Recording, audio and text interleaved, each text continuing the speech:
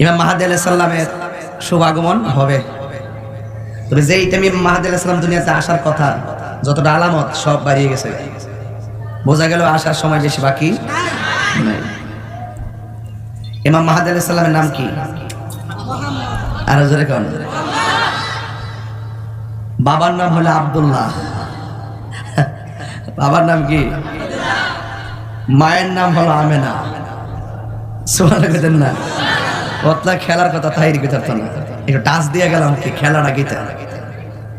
এমন কোন জায়গা বাদ থাকবে না, এমন কোন এরিয়া বাদ থাকবে না যে জায়গাতে আল্লাহর মহব্বতের পতাকা উড়বে না, ঠিক কিনা বলেন? দান্দাবাজি করো, ইসরায়েলের ট্যাবলেট খাইয়া দালালি করো বাংলাদেশে, কথা বলেন না কেন, ঠিক কিনা বলেন? মা ফাতেমার বংশধর হবে, সুবহানাল্লাহ গন্নাগার। আহলে বাইতের বংশধর, জোরে গন্না মারহাবা গন্নাগার।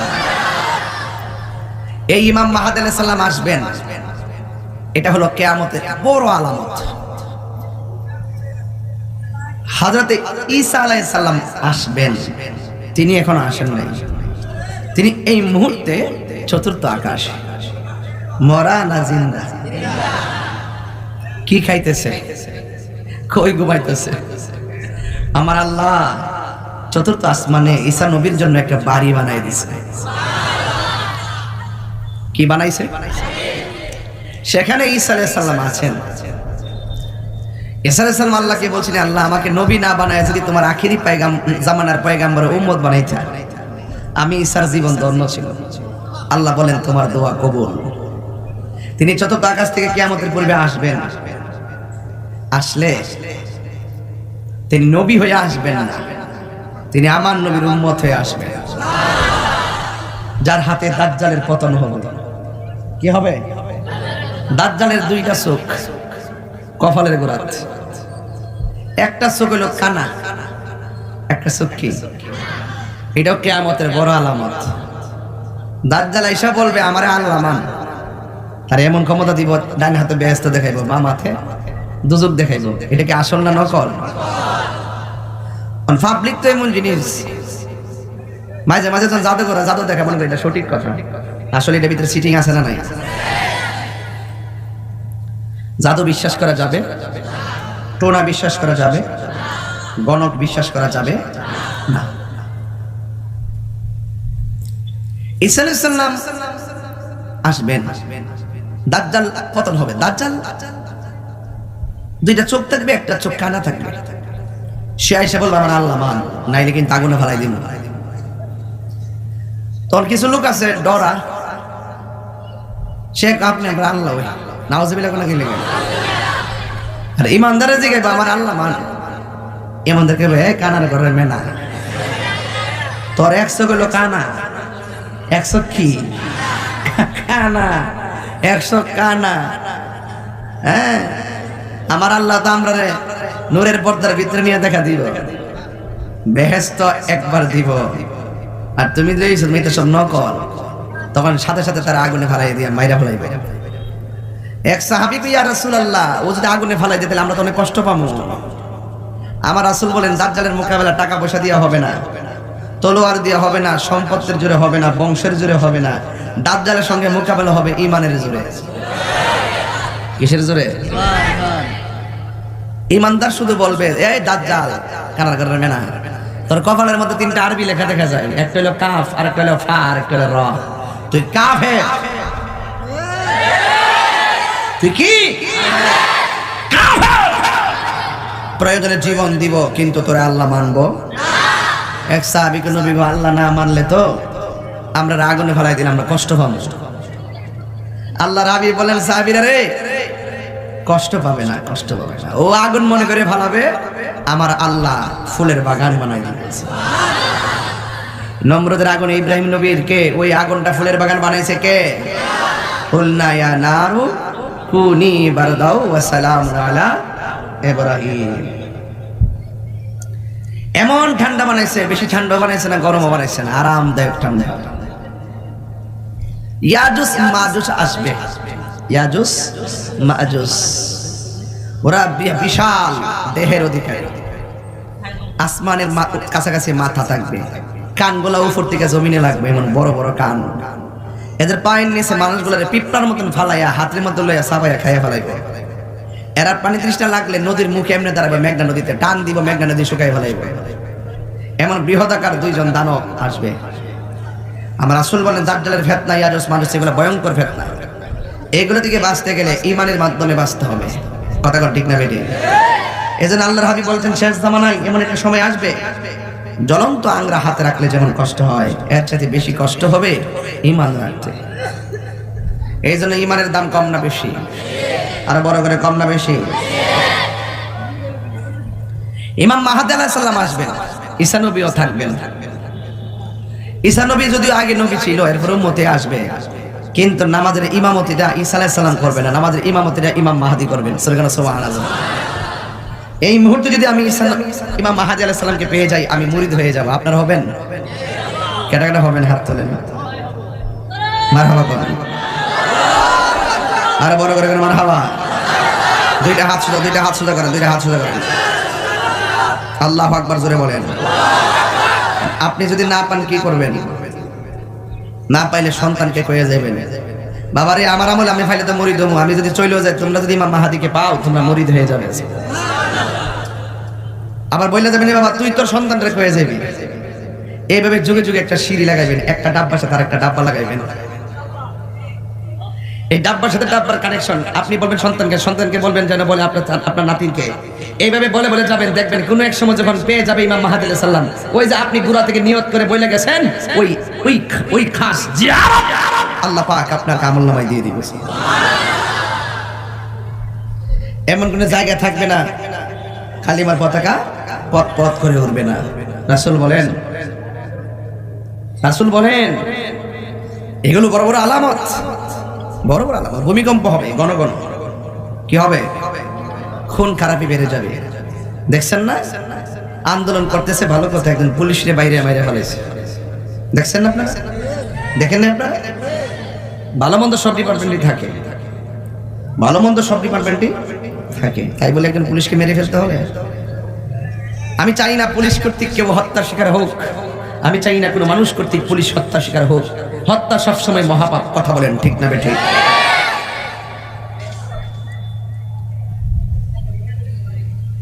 ফিতনা ফাসাদ বেড়ে যাবে, খুন বেড়ে যাবে। আসলে বাড়তেছে কিনা বলেন? আর জোরে কেন বাড়তেছে কিনা? বাড়তেছে। বাবার আমার, আল্লাহ রাব্বুল আলামিন কোরআনে বলেছেন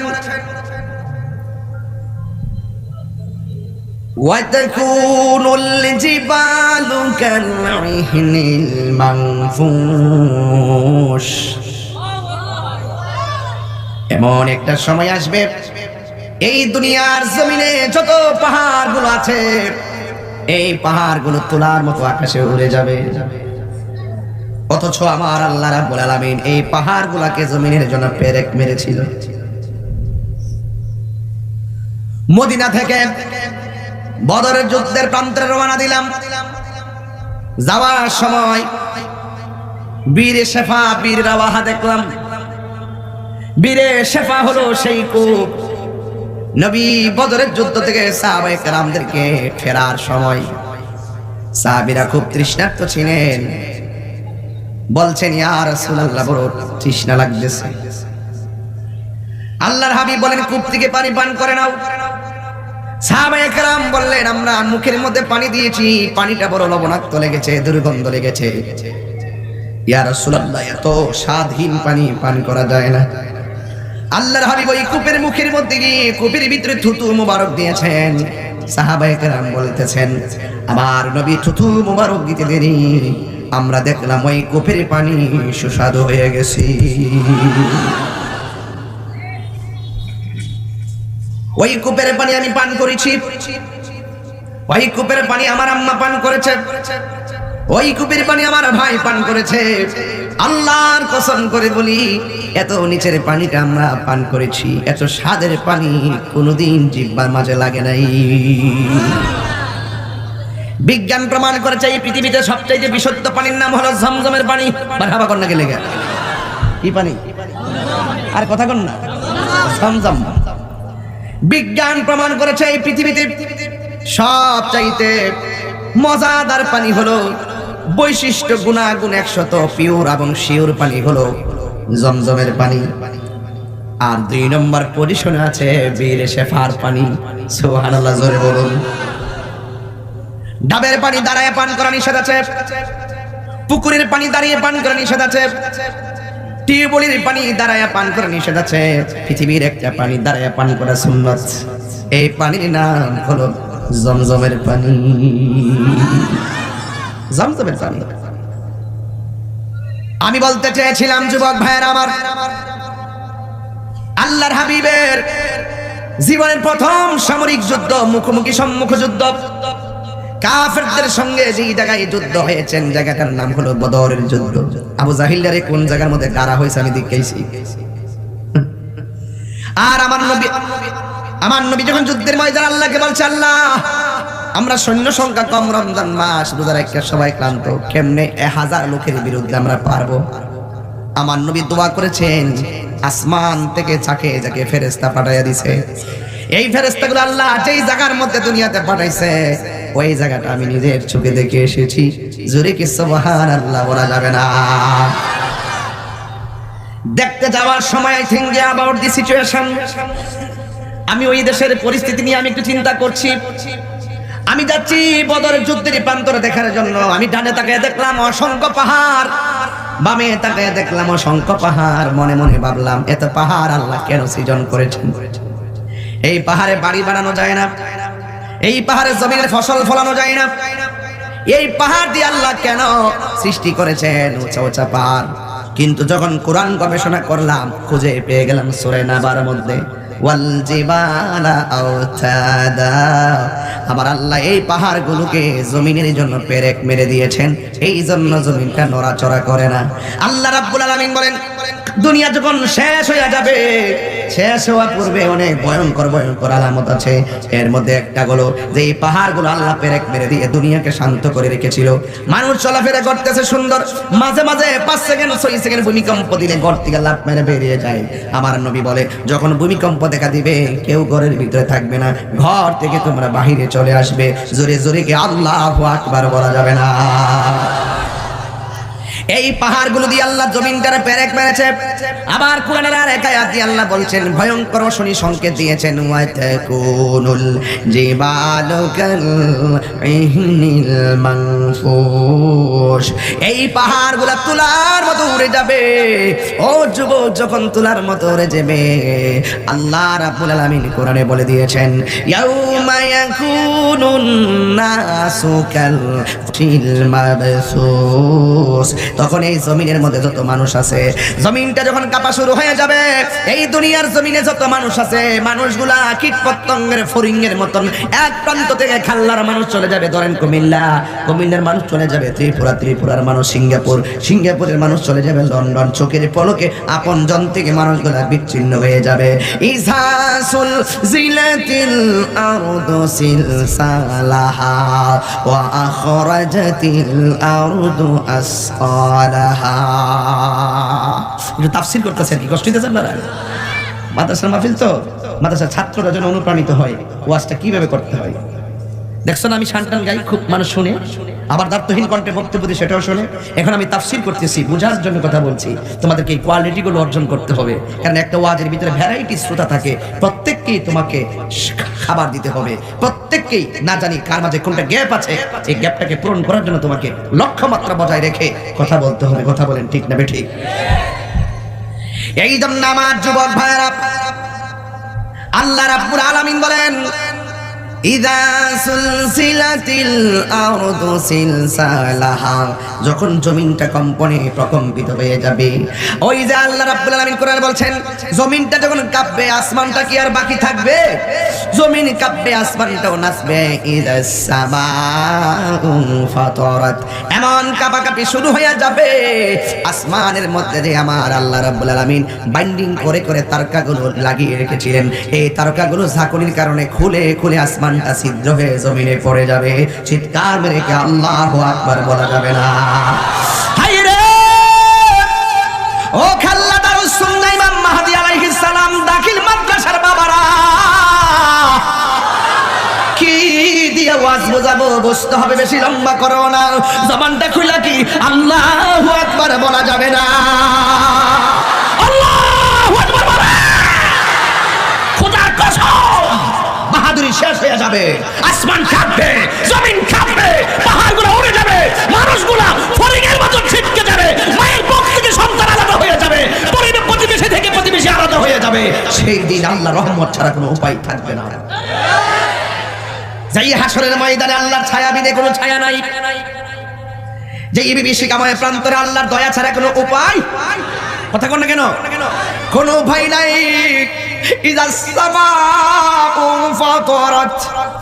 আসমানটা বিদীর্ণ হয়ে যাবে।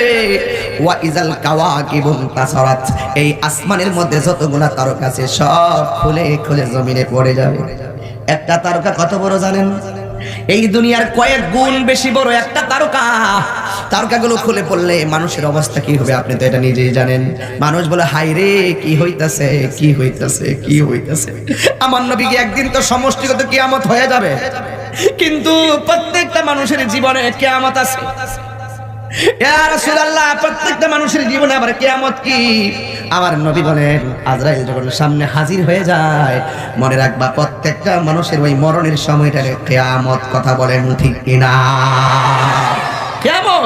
এই দুনিয়া ছেড়ে চলে যাব একদিন। সুবহানাল্লাহ বলেন না, আমি কি মিথ্যা কথা বলতেছি? এ দুনিয়া ছেড়ে চলে যাবে একদিন, মায়ারি বাঁধন ভেঙে যাবে একদিন। আসিব না আমি আর খাল্লাতে কোনোদিন, আসিব না আমি আর এ ভুবনে কোনোদিন, এ দুনিয়া ছেড়ে চলে যাবে। আমাকে এই মাদ্রাসাটা প্রতিষ্ঠা হয়েছে আমি জানি না দাতা সদস্য এখনো জীবিত আছে কি। আপনি কি মনে করতেছেন আমি কি তাদেরকে স্মরণ করতে পারি না? যে মানুষগুলা জান প্রাণ দিয়ে এই মাদ্রাসাটাকে প্রতিষ্ঠা করার জন্য জায়গা দিয়েছেন, কালেকশন করেছেন, জান প্রাণ দিয়ে মাদ্রাসাটা দাঁড়ায় গিয়েছেন, আজকে সেই লোকগুলা কবরে চলে গেছে। আমি তো বিশ্বাস করি তারা সোনার ফসল ফলাই গেছে। এই জন্য আজকের প্রতিষ্ঠাতা এবং দাতা সদস্য এই মানুষগুলার পরিবার পরিজন যারা বেঁচে আছে তারা কিন্তু এদেরকে ভালো করে মিস করতেছে। বাবা গো, তুমি মাদ্রাসা করার জন্য কত কষ্ট করে গেছো, কত টাকার জায়গা দিয়ে গেছো, আজকে তুমি তাকাইয়া দেখো তোমার মাদ্রাসা আজকে সোনায় সোহাগা হয়ে গেছে। হাজার হাজার মানুষ এসে গেছে, আমরা কি তাদের জন্য দোয়া করতে পারি না? এই জন্য বাবা আমিও চলে যাব, আপনি চলে যাবেন। এই জন্য আমি বলছি এই যে বাড়ি গাড়ি ক্ষমতা সবই চলে যাব আমি, পড়ে রবে সবই। দুনিয়ার মায়া সব, দুনিয়ার মায়া সব চলে যাবে একদিন, এ দুনিয়া ছেড়ে চলে যাব একদিন, মায়ারি বাঁধন ভেঙে যাবে একদিন। হাজার হাজার মানুষ আমার সামনে বসা, মনে করবেন আমি বুঝি হাসি খুশি করতে জিন্দেগি করি না, না। রাতের বেলা ঘুমাইলে আপনাদেরকে মিস করি। আল্লাহ, হাজার হাজার মানুষ নিয়ে ওয়াজ করে আসছি, আমি মইরা গেলে অনেকে ফেসবুকে জানতে পারবে, কিন্তু হাজার লোকের বিরে কত আসে কোয়া শুনছে, এই মানুষগুলা চলে গেলে তো আমি শুনতে পারবো না। জিজ্ঞাসা করে চোখের পানি ফেলায় কান্দেন কেন? আমি বলি কান্দি একটা মাত্র কারণে, এত হাজার হাজার মানুষ আমার ওয়াজে থাকে, আমি যদি যেদিন মৃত্যুর বিছানায় শুয়ে যাব, আমার যদি মরণ কষ্ট শুরু হয়ে যায়, আমার কষ্টের ভাগ একটা মানুষ নিতে পারবে না। কথা বলেন না ঠিক কিনা? হাই রে বন্ধু, ও কাল্লার বাবা, আমি কি দিয়া বুঝামু দুনিয়াটা একদিন ফানা হয়ে যাবে। কুল্লু মান আলাইহা ফান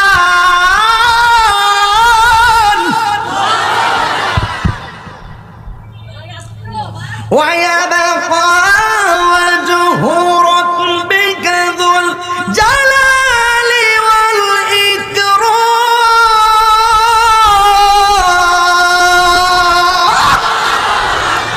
আল্লাহর কসম, এত সুন্দর পৃথিবী ধ্বংস হয়ে যাবে।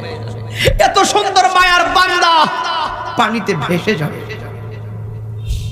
বান্দারে তোমাকে কিসের রব থেকে দূরে সরাইয়া দিল আল্লাহ দিয়ে খলা কি ইজা কিরামান কাতিবিন ইয়ালামুনা মা তাফালুন মা গাররাকা বিরাব্বিকাল কারীম। কিসে তোমার রব থেকে তোমাকে ছিটকে দিল, তোমার রব থেকে কে তোমাকে দূরে সরাই দিয়েছে? তুমি কি জানো না তোমার রব তোমাকে মায়া করে সৃষ্টি করেছে? কত যে মায়া আল্লাহ আমাদেরকে সৃষ্টি করে করেছেন, কত যে আল্লাহ আমাদের এই প্রজন্মকে কত মায়া করেছেন। আমরা এমন একজন নবী পাইছি, শ্রেষ্ঠ নবী, এমন একটা গ্রন্থ পাইছি, শ্রেষ্ঠ গ্রন্থ, এমন একটা দিন পেয়েছি, ধর্ম পেয়েছি, শ্রেষ্ঠ ধর্ম। আমি বুঝতে পারি 1,24,000 পয়গম্বর থেকে সবচাইতে বেশি দয়া করছে উম্মতি মুহাম্মদীকে। কথা কি বুঝেন না? আমার কথা বুঝেন না আপনারা?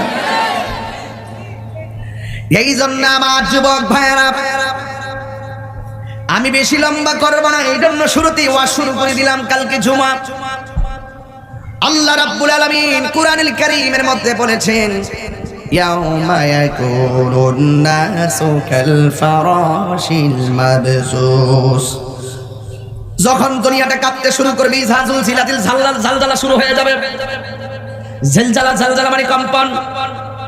কম্পন শুরু হওয়ার পর মানুষগুলা যখন এলোমেলো ছোটাছুটি করবে, ওয়া আখরাজাতিল আরদু আসকালাহা, জমিনগুলো তার নিচের বোঝাগুলো বের করে দিবে।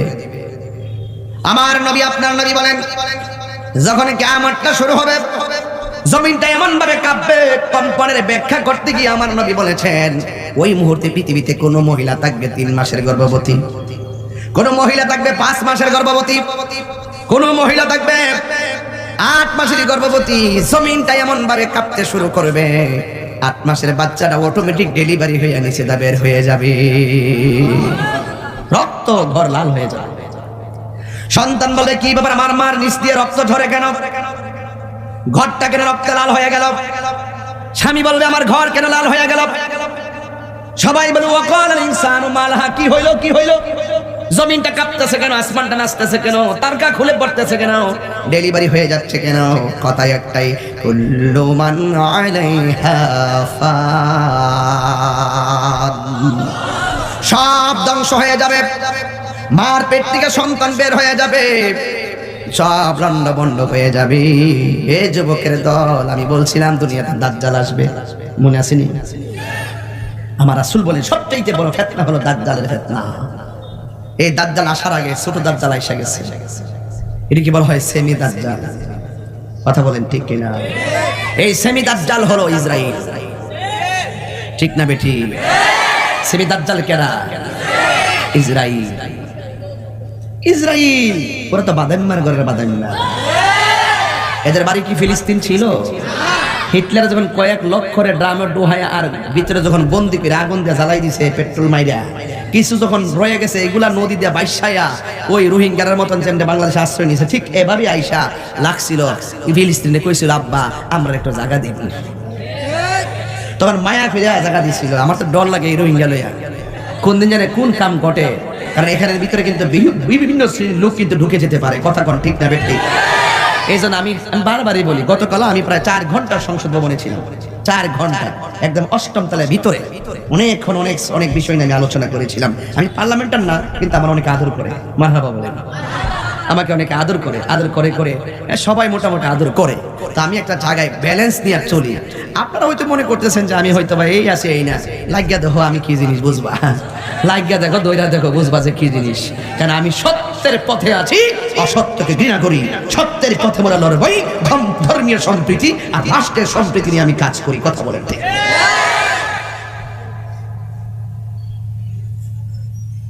আস্তে কথা বলেন না, অহংকার করে বলছেন, আমাকে আদর করে, এটা আমার দোষ আছে? আমার আদর করে অনেক আদর। এই যে আপনারা যে বসে রয়েছেন না খায়া, অনেকে কিন্তু না খায় এসে পড়ছে, তাই রোজার কোন সময়, ঠিক না বলে অনেকে রে? তবে কিছু বলা আছে ভাত না খাইলো কিন্তু ইয়া বাড়া খাইছে, ঠিক হয়েছে।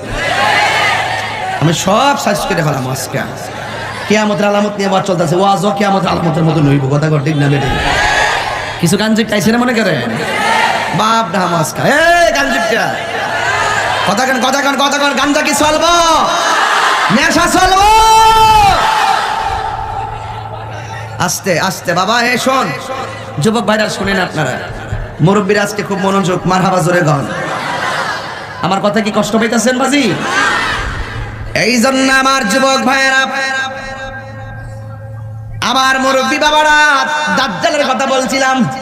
সেমি দাজ্জাল কেডা? এই ইসরায়েলের খালাতো ভাই বাংলাদেশে আছে না নাই? বরাক বাস দিমুনি, ভালো করে দিমুনি। অ্যাকশন অ্যাকশন ইসরায়েলের বিরুদ্ধে, দালালদের বিরুদ্ধে। অ্যাকশন অ্যাকশন ইসরায়েলের বিরুদ্ধে। বিশ্বের মুসলিম এক হও, এক হও। আমি যদি রাজনীতিবিদ দিতাম কেমন লাগলে? স্লোগান দেখছ, শুনছ? স্লোগানের সুরের বাসটা কি? অ্যাকশন অ্যাকশন বিশ্বের মুসলিম, go back Israel, go back. ঠিক কি না বলে?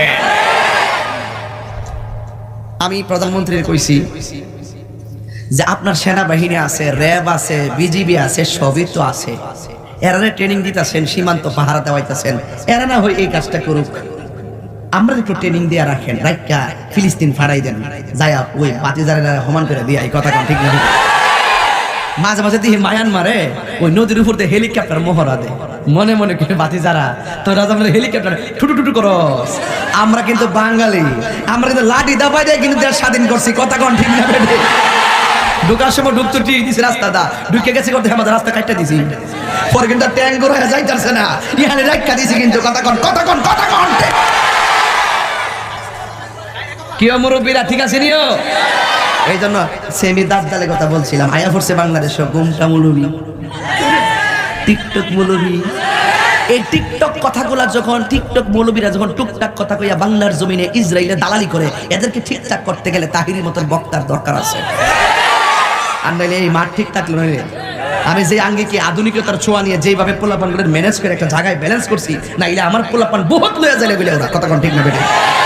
আমার ভাইয়েরা, এই দালালরা আছে না নাই?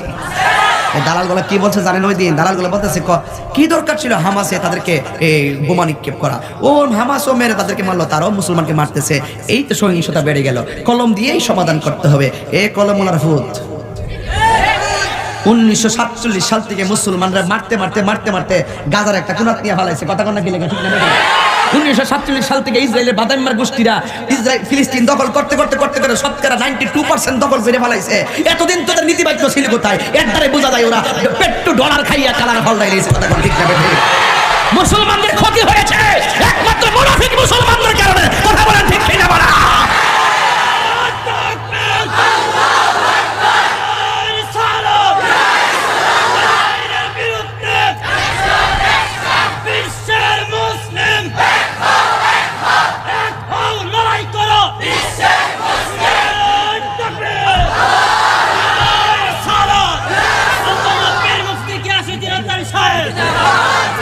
আল্লাহু আকবার জোরে বলেন। এই ফাতি নেতারা ধরা দরকার আছে না নাই? আরো যারা আছে না নাই?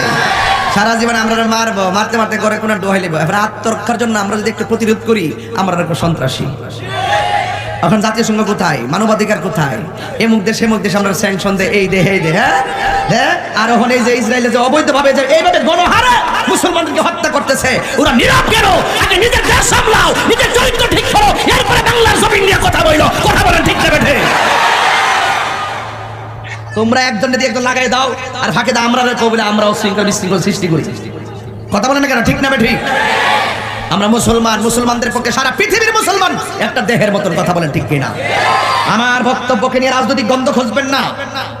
এই ফিলিস্তিনের মসজিদ আকসা শুধুমাত্র ফিলিস্তিনের একলা না, এটা আওয়ামী লীগের না, বিএনপির না, জাতীয় পার্টির না। এই মসজিদ আকসা বিশ্বের সকল 57 কোটি মুসলমানদের, কথা বলেন ঠিক কিনা? আমার প্রশ্ন হলো তাহলে রক্ত একলা ফিলিস্তিন ধরবে কেন? 57টা মুসলিম রাষ্ট্রকে, এই সমস্ত দেশগুলোকে এক হতে হবে। আজকে রাশিয়া একটা হুঙ্কার দিলে আমেরিকা ডরে কাফে, কোরিয়া একটা হুঙ্কার দিলে ডরে কাফে, আবার চীন একটা হুঙ্কার দিলে ডরে কাফে। এর মধ্যে অস্ত্র আছে, কথা বলেন ঠিক না বেটি? এই জন্য আমিও বলেছি, আমি ডাইরেক্ট বলছি যে হ্যাঁ মেট্রো রেল হয়েছে ভালো কথা, এবং টানেল হয়েছে ভালো কথা, পদ্মা সেতু হয়েছে ভালো কথা, এগুলা কিন্তু দেশের উন্নত না শুধুমাত্র, এটা দেশের একটা মর্যাদাও বটে। কিন্তু কথা একটাই, আমাদের অস্ত্র রাখতে হবে, কারণ বাংলাদেশের প্রতিও হায়না শকুন্তরের নজর পড়েছে। তবে দেশটা শুধু কাহারও একলা না, এই দেশটা সবার, কথা বলে ঠিক কিনা? এই জন্য সকলের সুবিধা রাষ্ট্র দেখতে হবে, এটাই হলো গণতান্ত্রিক রাষ্ট্রের মূল আদর্শ, কথা বলেন ঠিক না ঠিক? আচ্ছা বেশি না বাড়ি একটা কথাই বলতে চাই, ফিলিস্তিনি মুসলমানদের একটা মেয়ে দেখলাম ওই দিন গাজার ভিতরে, ওই নদীর পারে বৈশা, ওই মাটি ফাইটটা গেছে, তো ওই যে মাটি ফেটে গেছে, ওই ফাটা দিয়া কিছু, আমরা জ্বালা গাছ আছে না, আমরা ধান লাগা জ্বালা গাছটি দেখবেন নদীর পারে ফাটার দিক দিয়ে কিছু জ্বালা উড়ে, এগুলো তুললে দেখবেন গোড়ার মধ্যে মাটি লেগে থাকে। ঠিক ছোট্ট একটা বাচ্চারে দেখলাম এইভাবে জ্বালা গাছের মতন গাছটি তুইলা সাবায়া সাবায়া খাইতেছে। এটার মতন কষ্ট দুঃখ আর সহ্য করা যায় না। 47 দুর্ভিক্ষ কিনা আমি জানি না, এই দুর্ভিক্ষ শুনেছি কিন্তু দেখি নাই, কিন্তু এই আমলে আইসা এই ইহুদি গুন্ডাদের কারণে আমার মুসলমান শিশুরা ঘাস খাবে, আর মানবাধিকার মানবতার কথা যারা বলে তারা বড় বড় লেকচার মারে, এইগুলা দেখে না। ছোট্ট বাচ্চারা বলছিল তোরা আমাদের মাথার উপর দিয়া আমার দেশকে শেষ করে দিচ্ছিস, তোরা আমাদের মাথার উপর দিয়ে মিসাইল মারিস, আমার মাথার উপর দিয়ে রকেট হামলা করিস, ড্রোন হামলা করিস, মনে রাখিস তোদের মাথার উপর আমার রব আছে। কে আছে? কে আছে? রব আছে, রব। তোদের বিচার পৃথিবীর কোনো আদালতে দিব না, তোদের বিচার দিব আল্লাহর দরবারে, কথা বলেন ঠিক না বেঠিক? এই জন্য আমার যুবক ভাইয়েরা, আমি বলছিলাম বড় দাজ্জাল আসার আগে ছোট দাজ্জাল আসছে কি আসে নাই? এই দাজ্জালগুলো এমন ভাবে ফিলিস্তিনের উপর আক্রমণ করেছে, ছোট ছোট বাচ্চাগুলো আর মহিলাগুলো পুরুষগুলো বিল্ডিং এর নিচে চাপা পড়ে অসুস্থ হয়ে মেডিকেলে গেল। ওই হসপিটালের ভিতরে ইসরায়েলের গুন্ডা বাহিনীরা বোমা মেরে 500 লোককে দুনিয়া থেকে বিদায় করে দিয়েছে। 20,000 লোককে তারা দেয়ালে বন্দী করে ফেলাইছে। ওখানে খাবার নিতে দিচ্ছে না, পানি নিতে দিচ্ছে না, বিদ্যুৎ দিচ্ছে না, তথ্য প্রযুক্তির সব কিছু অনলাইন বন্ধ করে দিয়েছে। এই জন্য ওরা এইভাবে হামাস যখন তাদেরকে আক্রমণ করে, হামাসে ওই গাজার মধ্যে আক্রমণ করে মুসলমান সব শেষ করে দিতেছে। এই জন্য মুসলমানদের ঈদের ভিতরে শাহাদাতের তামান্না আছে না নাই? কিন্তু প্রশ্ন হলো মুসলমানরা বারবার কেন মসজিদ আকসার জন্য রক্ত দেওয়ার জন্য এমন ভাবে জীবন বিলাই দিতেছে? এর একটাই মাত্র কারণ, এই মসজিদটা শুধুমাত্র ফিলিস্তিনের প্রথম কেবলা ছিল না, এই কেবলাটা খানায় কাবা হওয়ার আগে সকল পৃথিবীর মুসলমানদের কেবলা ছিল, কথা বলেন ঠিক কিনা? এই জন্য আমার যুবক ভাই মসজিদ আকসার কথা আল্লাহ কোরআনে বলেছেন, সুবহানাল্লাযী আসরা বিআবদিহি লাইলাম মিনাল মাসজিদিল হারামি ইলাল মাসজিদিল আকসা আল্লাযী বারাকনা হাওলাহু লিনুরিয়াহু মিন আয়াতিনা ইন্নাহু হুয়াস সামিউল বাসীর। আল্লাহ রাব্বুল আলামিন এই মসজিদ আকসার কথা কোরআনের মধ্যে বলেছেন, কথা কোন ঠিক না বেঠিক? কোরআনের 15 পারা সূরা বনী ইসরাঈল প্রথম আয়াতের মধ্যে আল্লাহ বলছেন মসজিদুল হারাম ইলাল মসজিদুল আকসা, এই মসজিদটা ফিলিস্তিনের মধ্যে অবস্থিত। আজকে আমরা পশ্চিম দিকে যে কাবার দিকে ফিরে নামাজ পড়ি, এর আগে মুসলমানরা ওই মসজিদ আকসার দিকে ফিরে ফিরে নামাজ পড়তো, কথা বলেন ঠিক কিনা? বিশ্ব মুসলিম জাগো জাগো, শোনো ফিলিস্তিনিদের চিৎকার, হয়েছে চেয়ে করে দাঁড়াবার প্রাণের দাবি আল আকসার, ঠিক কিনা? আমি যখন এইভাবে হাত তুলবো আপনার ঠিক শব্দটা জোরে বলতে হবে, রাজি আছেন কিনা বলেন? বিশ্ব মুসলিম জাগো জাগো, শোনো ফিলিস্তিনিদের চিৎকার, সময় এসেছে করে দাঁড়াবার প্রাণের দাবি আল আকসার। আকসাই আমাদের চেতনা, আকসা কেড়ে নিতে দিব না, আকসাই আমাদের চেতনা, আকসা কেড়ে নিতে দেব না। দাও জুড়ে দাও ইমানি হুঙ্কার, প্রাণের দাবি আল আকসা। মুসলিম বিশ্ব জাগো জাগো, শোনো ফিলিস্তিনিদের চিৎকার, সময় এসেছে ঘুরে দাঁড়াবার প্রাণের দাবি আল আকসা। মাথার উপরে উড়ছে শকুন, ঘিরে রেখেছে নয়া ফেরাউন, মাথার উপরে উড়ছে শকুন, ঘিরে রেখেছে নয়া ফেরাউন। ইমানি চেতনাই সামনে আগাও, তাকবীর ধ্বনিতে ঘুরে ঘুরে দাঁড়াও, ঠিক না? মুসলিম আমরা অভিন্ন জাতি, তামান্না দুচোখে শহীদি, হিংস্র বর্বর মানবতা বিরোধী, হটাও শয়তান ইহুদি, ঠিক কিনা? আরে দুই হাত ধরে বলুন, দুই হাত ধরে বলুন, ঠিক কিনা বলো?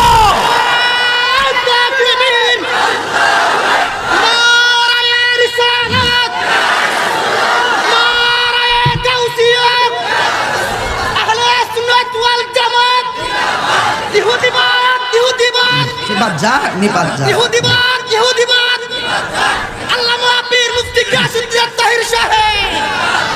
মুসলিম আমরা অভিন্ন জাতি, তামান্না দু চোখে শহীদি, হিংস্র বর্বর মানবতা বিরোধী, হটাও শয়তান ইহুদি। জাগো মুসলিম আহবার, প্রাণের দাবি আল আকসা। মুসলিম বিশ্ব জাগো জাগো, শোনো ফিলিস্তিনিদের চিৎকার, সময় এসেছে গড়ে দাঁড়াবার, প্রাণের দাবি আল আকসা। ঠিক না? আর কত ঘুমিয়ে থাকবে তুমি, জ্বলছে পুড়ছে ফিলিস্তিনিদের জন্মভূমি। আর কত ঘুমিয়ে থাকবে তুমি, জ্বলছে পুড়ছে ফিলিস্তিনিদের জন্মভূমি। কথা কোন ঠিক কিনা? বদলা নিব এবার, জালিমের দুর্গ করে ছাড়খাড়। বদলা নিব এবার, জালিমের দুর্গ করে ছাড়খাড়। ঠিক কিনা? মুসলিম বিশ্ব জাগো জাগো, শুনো ফিলিস্তিনিদের চিৎকার, সময় এসেছে গড়ে দাঁড়াবার, প্রাণের দাবি আল আকসা। ঠিক না? কথা বলেন, ঠিক না বলেন? এই জন্য সকল মুসলমানকে ঐক্যবদ্ধ হতে হবে। কথা বলেন, ঠিক না? এখন বলবেন হুজুর ফিলিস্তিনি যুদ্ধ হয়, বাংলায় চিল্লাচিল্লি করেন কেন? যেগুলা ইসরায়েলের দালাল তারাই বলবে এই কথা। কথা কোন ঠিক কিনা? সারা পৃথিবীর মুসলমান একটা দেহের মতন, এক জায়গায় আঘাত থাকলে আরেকটা মুসলমানের গায়ে লাগতে হবে। কথা কোন ঠিক কিনা? আমি তো বিশ্বাস করি বাবা শাহজালালের বাড়ি তো ছিল ইয়েমেন দেশে, বাবা শাহজালাল সিলেটের জমিনে এসেছেন। আর গৌর গোবিন্দের অস্ত্রের অভাব ছিল না, শাহজালাল শুধুমাত্র হাতের মধ্যে নামাজের মুসল্লার তসবিহ নিয়ে এসেছেন। সুবহানাল্লাহ। আর ভারত থেকে এক জোড়া কবুতর নিয়ে এসেছেন, বড় লম্বা পিতাম না। এই জন্য যুবক ভাইরা আমার, ও বন্ধু, বাবা শাহজালালকে চতুর্দিকে ঘিরে ফেলেছে, আল্লাহর নাম নিতে পারে নাই, আকিকা করতে পারে নাই। কিন্তু বাবা শাহজালালের অস্ত্র না থাকলেও তিনি বলছেন আল্লাহ আল্লাহ কইয়া ডাক্কা দিয়েছে। গুরু গোবিন্দের বিল্ডিং ফেটে টুকরা টুকরা হয়ে গেছে।